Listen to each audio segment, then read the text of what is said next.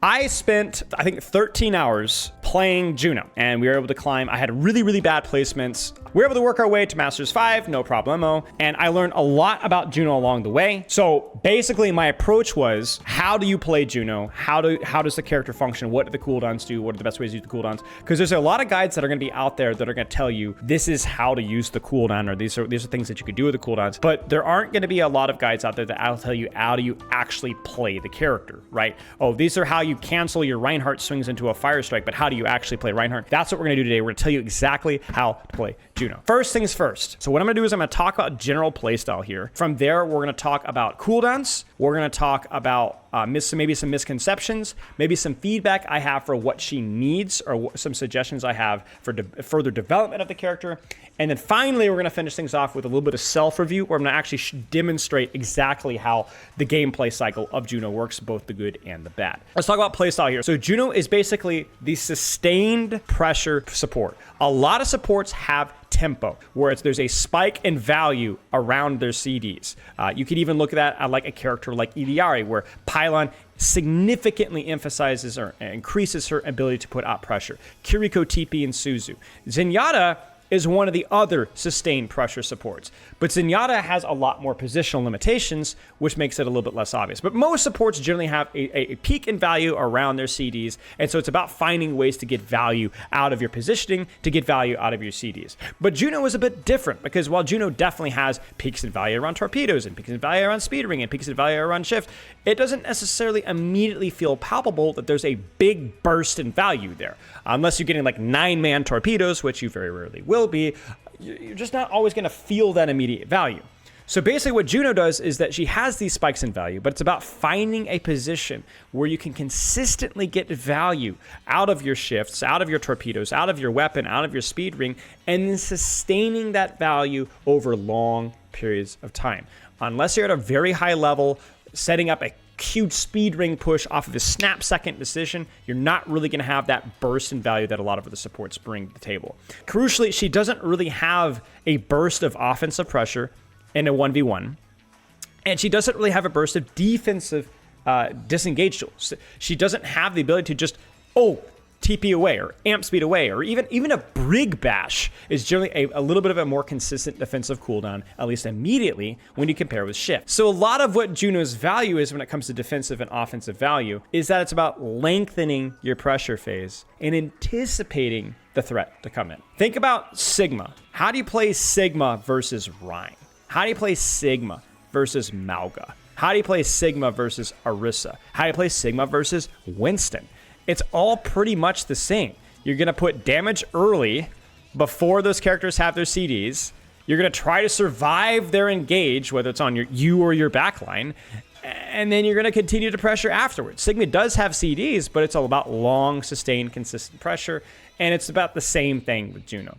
So this applies in team fights and 1v1. So with Juno, when you're playing in a team fight, it's about finding a good angle, maybe with a high ground, maybe on a little bit of a flank, whatever, to put out good damage, to put out good healing, and to do so consistently. But that's also the way that she plays 1v1s. If you ever get yourself in a 1v1 with Juno, your number one priority is to lengthen out that 1v1 so that your shields, your support passive, and your CDs can start to kick in. If you get into a 1v1 and you turn the corner and there's a tracer there, the faster that 1v1's over, the worse it is for you. Juno's all about long, sustained, consistent pressure, avoiding the 1v1 but poking, avoiding the 1v1 then poking, avoiding the 1v1 and poking, drawing it out, and then finally finishing the kill. Mid-range with positioning, generally. So I don't like to be too close to the enemy team. I don't generally like to be too far away. Obviously, it depends on their comp. Genji, Tracer, maintain your distance, but a Widowmaker might just blow your head off. An Ash Mercy might just blow your head off. I think more mid-range is really healthy for Juno. And I think obviously playing cover and, because you are very vulnerable, is really important too. When we talk about angles and how she actually positions on the battlefield, like I said, it's mid-range, but a lot of it is really important that you're taking consistent angles. So let me give you guys an example. Well, we're going to look at this in our review. One of the things that you're going to consistently see me doing is playing like a soft mid-range angle where I can heal my team and damage the enemy team. And then occasionally either with a speed ring or with a shift, using an opportunity to swing wide for torpedoes, and then either rotating back to my angle or rotating to a different, safer position. So I want to hold the angle, but I'm not really going to hard flank very often. And when I do, it's going to be for a burst torpedo and then probably rotate back to a safer position. you'll find yourself often racking up high eliminations, but not a lot of high damage. And the key thing is then, okay, then what angle do you take with Juno? When and where do you take angles with Juno? I like high grunts. I like medium range. But this is really important, guys. You cannot take contested angles almost ever. Let me give you guys an actual gameplay example. So we're going to pretend that one of our supports is Juno. We're going to talk about what is a contested angle. A contested angle is just an off angle that you may or may want to play, but there's somebody else also on that flank. Juno cannot contest those angles. So if we go back here to, like, let's say first fight, if I wanted to take an angle with Juno and there's a Doomfist here, I could not take that angle unless the Doomfist was not there. If the Doomfist is not there and I could poke up my Rein, great. But for this Juno here, the better angle might be something like this. Why? Because there's nobody here. There's nobody here. You see, the strength of Juno's mobility is how much of it she has, not necessarily how strong any one of those details are. She has so many mobility options. Double jump, her ability to hover, her speed ring, her shift, her ability to slide with her shift as well, up to higher elevations. But if there's anybody there, she doesn't have the burst mobility or the burst damage to actually finish those kills. So she needs to look at the battlefield and be like, okay, what space is the enemy team giving me, and then fill that space. So we'll actually move ahead to next fight here. We'll go more into the gameplay after we take a little bit more look at the CDs. But like right now, for example, what space is the enemy team giving right now? Well, she could go here, but you know what my Juno could also do? Juno could go here. Doomfist comes after me, I have to run away. You can't mark anything with Juno. Kiriko comes after me, you have to go away. But make them clear you out. And in the meantime, you get value. So then if we play this out a little bit more, we'll devolve this fight. What space is available right now? Well, space here. Doomfist comes after me, I fly away, I shift up, double jump up, come after me here. You're basically constantly filling this space. And that's why she works really well in 5v5, is because that, yes, your team utility would be pretty good in 6v6 with speed ring, but your mobility is such that there's always space on the map in 5v5. So you just need to fill that space. The more teammates you see, the better. Better sustain value for your gun, better torpedo value, but heal botting from main isn't usually that great because your vision won't be all that useful. For example, if we go back here, and if you see how my Juno's pressure is just not all that great here. She's just kind of heal botting her team, but she doesn't really have a good vision in terms of pressure. She doesn't really have a good vision for torpedo, and she also doesn't have a lot of way of seeing where the enemy team are. And so she needs to try and take a bit of a soft angle. You shouldn't really be hard flanking with this character most of the time, but generally, again, fill the space, look for big sight lines, and pop off from there.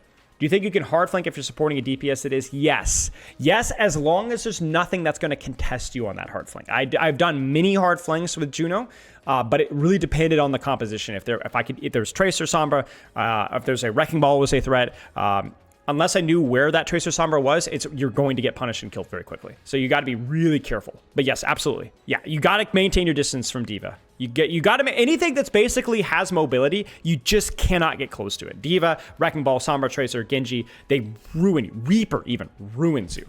He has just enough poke damage that can even ruin you in mid-range. Even with another DPS, you'll still be punished? Yes. Yes. I mean, it depends, obviously, but you still need to maintain your distance. Yes, because Kiriko, you know, if things go south, she could TP away. Brig can just hold shield and pocket her DPS long enough to survive. Like, Juno just dies so quickly. Yeah, I would regard her as more of like a mid-range pokier character that requires more open space. And we'll talk about some of the other uses of that we've seen with her in pro play as well, but yeah. So let's talk about like her kit here. Double jump.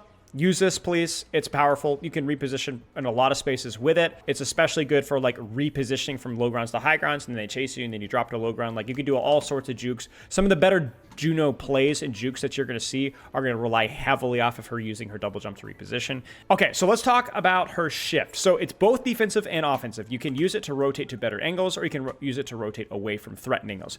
But again, it is the classic with Juno, more about sustained value. It is not going to it is not a get out of jail free card. It is not a get out of jail free. It is a good lawyer is what it is, okay? A good lawyer is going to say, hey, you should probably stop doing this because what you're doing, it could get you in potential legal trouble. And if you do get into legal trouble, then maybe your lawyer can help you out. But maybe, you know, once you commit a homicide, it's just kind of over. It's going to be a good thing to have in your back pocket, but it's not going to be like, oh, just a get out of jail free card. You know what I'm saying? Okay, bear with me with the analogy, guys. You get what I'm saying? It's about sustained value. It's not burst mobility. It's using anticipation and immediate presence of threat. It is not late. It's too late. Okay, you do have climbing potential. I don't think a lot of people realize this, where you can catch ledges. So like if I'm using shift here, if I'm a little low, I didn't really give that a good go here. You can actually use it to climb if you catch the lip. So you know how Genji like catches the lip with his wall climb? You can kind of do the same thing there. You notice that? Or some of you guys may try that and be like, well, I can't get it. It's because I used the edge of this box to elevate and then use the edge there to elevate, right? And that's one of the, that is unique for Juno here. Remember, you're not invulnerable in the air. Remember, just like all characters, everyone's like, oh, I'm flying, I'm safe. You're not safe. Your hitbox is pretty unforgiving. You are pretty big for support. Your head is pretty big, and your strafe pattern isn't that good either. So when you are flying, again, you still want to be using cover. So basically what this flight does, because it lasts so long and because the cooldown is so freaking low, you could just take so many positions that other characters can't. Like honestly, Juno's positional flexibility may be the best in the entire support cast. And so I think that's really where Juno is there. Is like basically the thing with Juno is there's always a safe off angle or a soft angle that you can control. You just have to be smart enough to know where it is. And you really can't memorize positions because it's totally contextual on what the enemy team gives you, because you don't have the capability to fight anybody on that angle. Like if I'm here, because, oh, Spilo said it was cool, and there's a Cassidy there, congrats, you're dead. It's over. It's over. So you have to really be very reflective of where is the enemy team and then what options are available to me. And so this character has so much depth in that regard, and it does require a pretty high level of skill to recognize where those positions are. And that's really carried by her shift, by her flight. Okay, so Speed Ring here. So Speed Ring is... I'm just going to kind of piggyback off of the shift. It is another defensive cooldown for you. You get speed even when it doesn't. You don't go through it. And then if you go through it yourself, you get another speed boost. So you can use all sorts of things with the rollout there. Don't use your speed ring at your feet. It's redundant. I did it a lot when I was playing just out of bad habits. But like, look at this. Speed boost from placing it.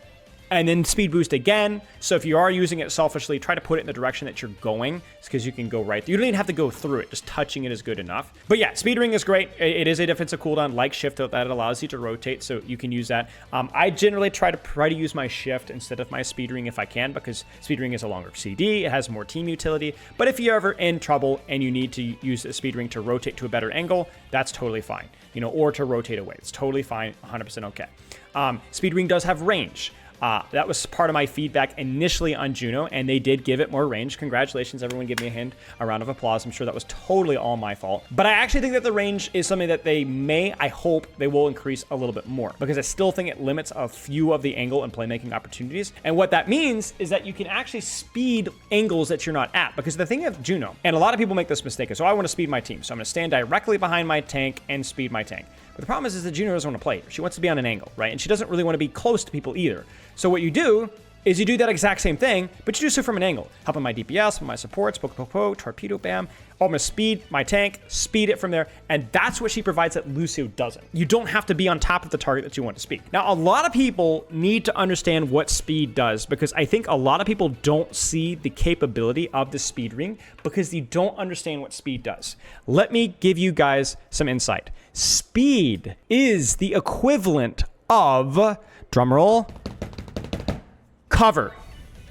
Cover is useful because if I win a 1v1, I can deepen my angle and finish the kill. If I start to lose the 1v1, I go, well, that wasn't going well, and then I hide. I don't have to use speed on my tank. I don't have to use speed to push an advantage. I don't have to use speed to kite an ultimate. I just simply use speed. And people don't even know that they're getting value out of speed, but they are. So if I'm on an angle here and the fight has started and I see my tank is fighting, give them speed. Will they use it? Maybe. If they win the trade, they can push. If they lose the trade, they can kite. That's using speed. That's it. I'm on my tank. I see my Tracer or Genji or Reaper or Cassidy poking, not even diving, poking. Give them speed. They can deepen their rotation. They can kite out. They can strafe faster. It's just a free advantage.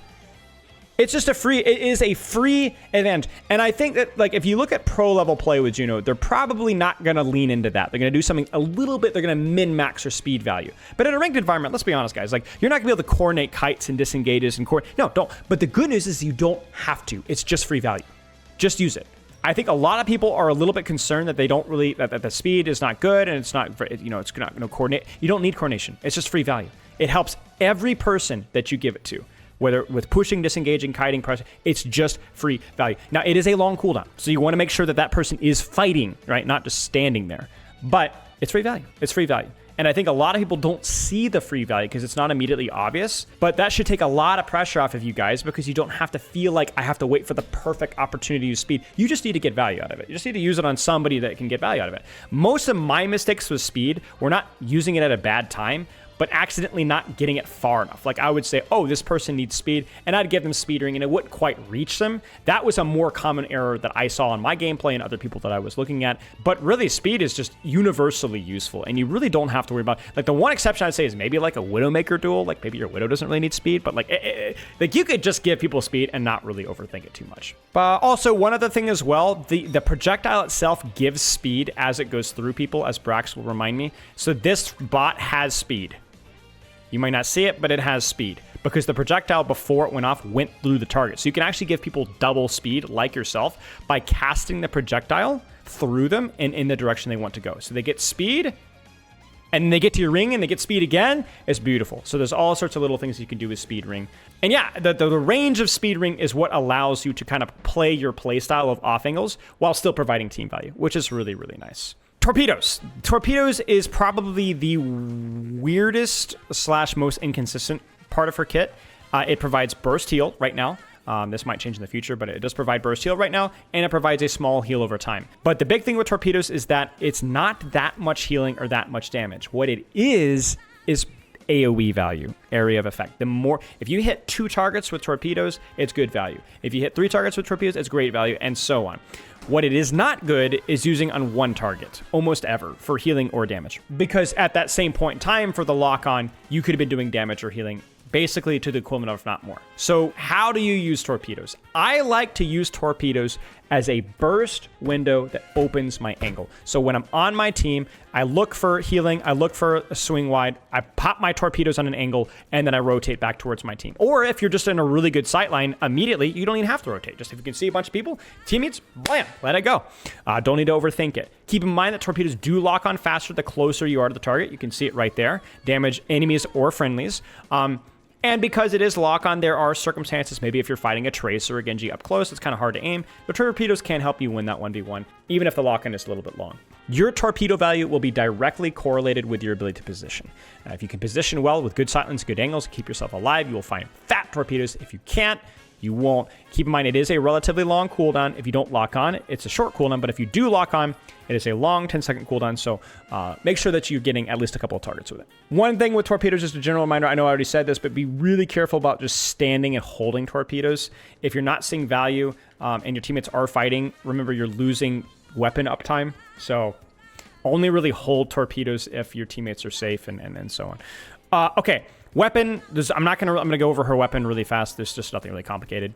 Heal when people need healing or are critical, otherwise do damage. The damage is not a lot, but it is decent. It's worth pointing out. So I really recommend that like you just constantly damage, healing. Okay, everyone's fine, nobody's won, so I go to here, damage.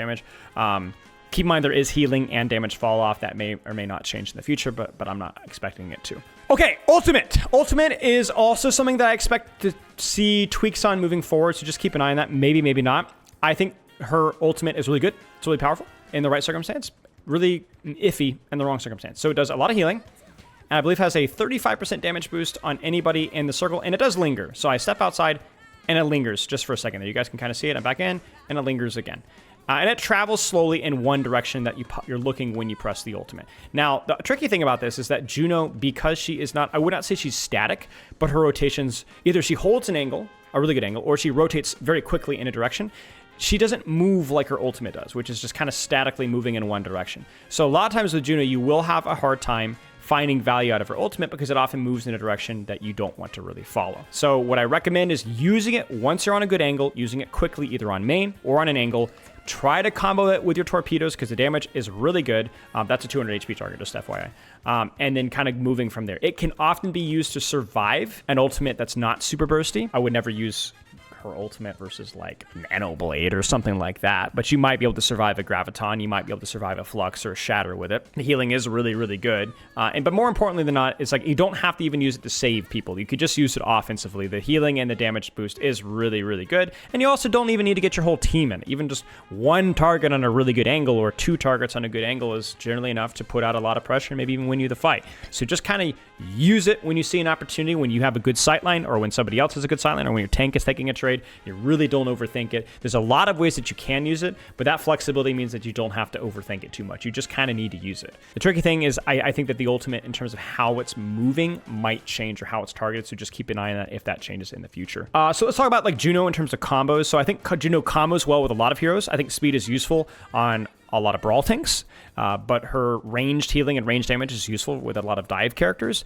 I think that while she's probably weakest in more sniper poke-oriented compositions, like speed ring can still be useful with a Sigma, and then like a raw Sigma trade, it can still be useful for certain sniper characters, but it's not as useful. Her weapon is also a lot worse because you can't really contest a Hanzo at any range, and you can't really contest a Widow without getting up close, but maybe the map doesn't have flanks to get up close, and then like your ultimate's pretty good, but then that's pretty much it. So I think Juno's a little bit weaker in the sniper matchups specifically, but that's not really a problem because sniper matchups are generally the weakest, most niche, most unfamiliar composition in all of Overwatch 2. Sniper comps, sniper heroes just aren't as good in Overwatch 2 because maps are more open and things have moved a little bit more in the mobility front, which is a good thing, in my opinion. But overall, I think the things that are weak for Juno are generally not going to be happening as often, and if they are showing up, you can always flank. You can always flank, usually. She struggles versus hard hit scan, we talked about that, and she can struggle versus hard dive characters, where it's your number one priority to maintain distance to those characters. But you do have ways to outplay them. It's just a little bit difficult. You have a huge positional advantage versus hit scan heroes. Hanzo, Widowmaker, Ashe, Cassidy, you have so many more positional choices where you can choose when you want to take those duels, if you want to take those duels. Those characters have nowhere near the level of mobility that you have, which is your huge advantage versus them. And versus dive characters, it's all about basically your repositioning, because even a Tracer doesn't have your level of consistent mobility, especially when it comes to your verticality, even a Genji, right? So it's all about rotating to maintain distance versus those characters. Now, you will struggle versus them, but you have ways to outplay them. Juno does so much if you can keep yourself alive versus dive, so the damage and healing adds up quickly. So for support combos, I really like her well with something that can heal her. Ana, Kiriko, Zen, and more open maps versus non-dive characters. A Harmony Orb, a little bit of Kiriko, a little bit of Ana healing. A Brigitte armor pack, we'll talk about that one in a second, goes a long, long way. Juno is very fragile, so any little bit of support with her is super, super great. And she's also super flexible because she does put out a lot of healing. So you don't have, you can run Juno Zen with normal tanks and not be like, oh, we don't have enough healing. You probably have enough healing there. You can value her in Lucio comps because you have 2 very mobile, flexible supports. Lucio can't really peel for Juno, so that is one weakness, but that might be good versus comps that Juno doesn't need as much health versus. Same thing with Moira, just having like 2 very dynamic, dive, flexible supports can work. Brigitte is something that we've been seeing a lot of pro play because essentially Juno provides the speed that brawlier comps need. That protects the Brigitte, but because Brig Lucio didn't have enough healing, we didn't always see that at the highest level of play, but because Juno Brig has the speed boost and has more healing, then it's a little bit more consistent. Now, you don't have the consistent speed boost that the Lucio has, but right now, some teams are finding ways that doesn't matter as much, just the speed boost itself works out. Okay, let's take a look at some gameplay here. All right, so you can kind of look at the bottom here. I've got something I can speed. I've got Reaper I can speed. I got a Soldier and a Reaper that can support on an angle if I want to. I have a Kiriko that can take an angle and pocket me as well. But I'm kind of poking from an angle. That torpedo was okay. I poked a little bit too far wide, but maybe I should have just saved the torpedo. I shift away. I've wasted my CDs, and we're just kind of getting stuck in the choke here. And this is really not my Rhein's fault because they have their support. I forget they were running like an Ana. Basically, they had a lot more punish on the choke, whereas we had a lot more mobility. And so if I just sit there and heal my Rhine and speed my Rhine, it's just not good enough. We need to help utilize my mobility to assist my Reaper while still maybe impacting the tank trade here. And notice here that there's nobody here. There's no flanker to my left. There's nobody behind me. There's nobody here. So watch how we win this fight. So I go, okay, I can't do anything here. I'm just going to rotate with my Reaper. I'm going to shift in. Speed ring, trying to encourage my Reaper to continue to rotate. That probably wasn't necessary here. It would have been better to save speed ring and then this torpedoes, and then just free damage. And it's the AoE value of this is insane. If I get pushed to here, I should have still had speed ring to disengage. But even if I get pushed, I have like enough distance between myself and the enemy backline to where it's really hard for them to do anything. But literally just existing on the angle and then just healing and torpedoing, I didn't even need to play particularly well. You just win. Even if my Reaper wasn't there, rotating that angle would have been huge because there was nobody there. There's nobody there. If I could not have done that rotation if there was somebody there. If there had been somebody here, right, I would have rotated back and probably taken the right side. And basically back and forth, finding it open, basically a nick in the armor to fill, essentially. And then again here, I'm going to look for an open angle. I'm very careful. Where are they? Where are they? And this is good enough. Like, you don't need to flank here. Like, you look at my sight line here. I've got 1, 2, 3 targets I can help. I've got 1, 2, and then honestly 3 lanes that I can control, and I have good cover, and I still have my defensive cooldown. So I'm just existing here. Torpedoes, AoE, 1, 2, 3 targets is totally fine, and I just exist. And then there's the speed ring for my soldier. We can push forward. I also use the speed ring to rotate myself. I have the shift for a little bit of extra height as well, and then that's it. So in these open maps, when they're not running snipers that can poke me out, it's so much easier. Now, if they had run snipers, I probably would be doing the exact same thing, but playing a lot deeper on the flanks, finding ways to close distance. Speed ring for my team. Probably didn't need torpedoes there just because the AoE damage value of shooting a Rhine shield is not that good.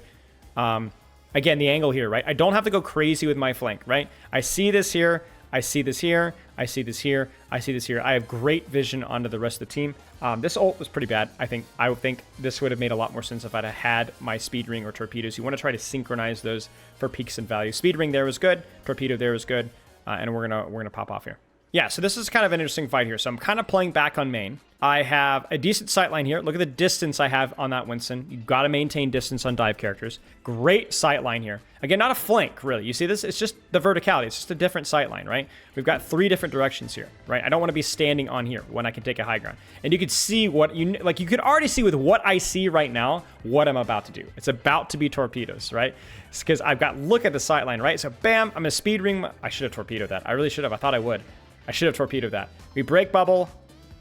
They commit, and then I'm going to use my torpedoes because we got 1, 2, 3, 4, and then 5. So this is also good torpedoes. Bam, bam, bam, bam. Lots of sustain, lots of ult charge. And then as we push here, this is where things get interesting.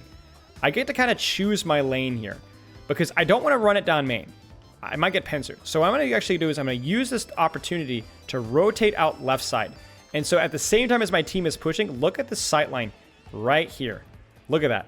Huge torpedoes. Bam, bam, bam, bam, bam, right? Huge sight line. I'm on cover, and I'm playing around the Winston. I don't rotate until I see that Winston take an action. Then I take an action. So again, I'm always taking these angles or rotations based off of what this guy's giving me. If he uses jump, I can rotate. If he uses jump over here, I can rotate. Wherever he is, I go somewhere else. Okay, so then I immediately recognize, okay, they're on Farah, they're on Mercy. We're playing dive characters. I think I just press tab here now. Yeah, so I swing wide for some torpedoes. They're on, yeah, so Pharmacy, Roadhog. I think they had a sniper as well. I think Ash. Yeah, so they basically are running like full poke, no mobility. Nobody's on the flank whatsoever. My Sombra's on the flank, so I'm like, you know what? I'm going to go on the angle here. And this is what Juno can do, because if I'm isolated, there is not a single character on this team that can chase me. Not a single one. So as long as I'm careful and quiet, I use my speed ring to rotate. I shouldn't have used shift there. That was the mistake here. I find that I find this happen a lot where I get a little bit impatient and I use both cooldowns because I'm going to need this cooldown as my get out of jail free card from this position here. And because they're so slow, I can do this for free. So you're going to look at the space I create here. I mess up my CDs. I mess up my peak a little bit wide. But this creates major space. It's decent damage. It's a huge distraction. And they all chase back. Like 3 people turn around and chase. I shift around. I use my double jump. I use my verticality. And basically what ends up happening is my team just walks out of the choke for free. Where I'm just abusing my mobility like a Kiriko, but versus a composition that doesn't have the mobility to chase me. Okay, so the last one we're going to look at here is a little bit of Hollywood. And this is more of like what I call like quote unquote traditional Juno gameplay where there is some dive threats. There's some verticality. I think this is where things get interesting here. So I'm going to utilize the high ground. There's no snipers here. There's no Sombra. There are Doomfists and Tracers, and speaking of the devil, Junkrats. So these are all characters that I can rotate away from, maintain distance from, and because of the verticality of this map and the fact that I have speed ring and double jump and shit, I should never let the Doomfist kill me. I should never let the Doomfist or the Tracer catch up with me. There's way too much high ground, way too much mobility. So I'm not going to always play super passive, but when my team pushes in, oh, Tracer's dead, Doomfist has used a cooldown, I'm going to go in. You don't play passively with Juno. You just have to know when you can actually take space and when you can't. So I've seen Doom use cooldowns. I've seen Tracer in the kill feed, so I can start to rotate forward. I see my team taking space, we go forward as a result. It's not regimented. We look at Kiriko, it's a lot more like Lucio, where your positional choices are a lot more dynamic and not just like take a flank, TP out, take an angle, TP out. It's complicated. Like you could look at basically this entire VOD here, and ignoring my obvious mistakes here and there, you could probably pick at least 1 or 2 other angles that were available to me if I'd wanted to take them. It just depends on if I was smart enough to recognize them. So, you know, you're going to have some problems versus, for sure, like some super heavy dive stuff. But I think in general, the character has like an immense amount of flexibility with what they can do. And that like leads to some really interesting choices.